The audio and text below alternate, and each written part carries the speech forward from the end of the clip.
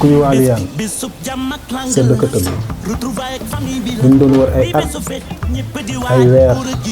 ay semaine ak si na tey muy benn bis bu ñëpp di xaar mooy le 10 juin fan la salle Inca ku ñëw di nga gis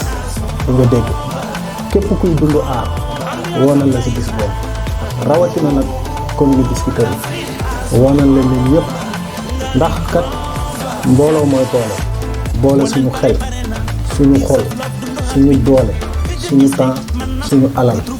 xàcceendoo dóorandoo waxante dëgg nag te mottalante ni baaraami loxo yi waxante dëgg tey saxu muñ tey bañ a bokk nag ku ne sa ruq naan man la mooy jur ëllëg suñu néew doole xalaat bay jëriñ réew nag joko koy wane xel mee di mag ñi doole jee di ndaw ñi kon déggoo rek mooy tax ñu réussir